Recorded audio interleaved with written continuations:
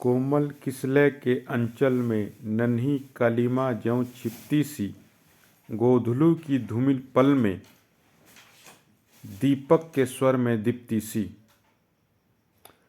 प्रस्तुत पदभाग हिंदी साहित्य के छायावादी कवि श्री जयशंकर प्रसाद द्वारा रचित महाकाव्य कामैनी के लज्जा सर्ग से अवतरित है।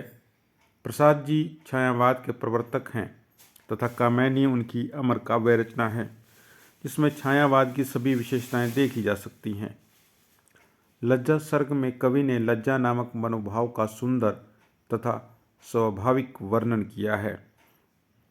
यहाँ कवि ने लज्जा को नारी का रूप दिया है। इसी संदर्भ में श्रद्धा कहती है, आगे व्याख्या है।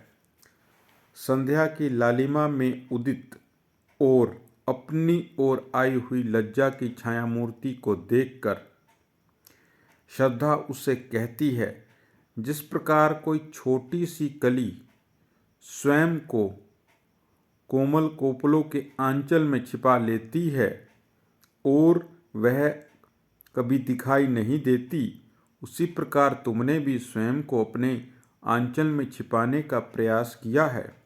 जिस प्रकार संध्या के समय अंधकार तथा धूल से मिश्रित वातावरण में दीपक की लौ स्पष्ट सी दिखाई देती है, उसी प्रकार तुमने भी अपने रूप को लगभग छिपा लिया है।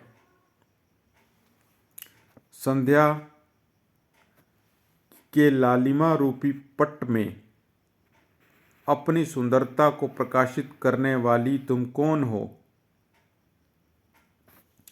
विशेष यहाँ कवि ने लज्जा रूपी मनोभाव का मानवीकरण किया है तथा असंख्य उपमानों में लज्जा के स्थायी भाव को स्पष्ट करने का प्रयास किया है।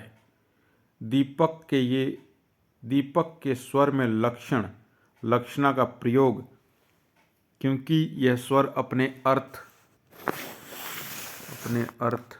आगे है नहीं।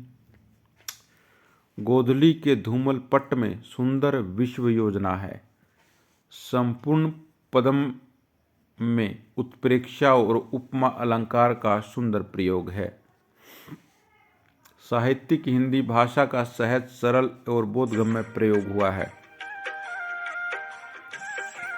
शब्द चयन सर्वथा उचित एवं भावव्यंजना में सहायक है।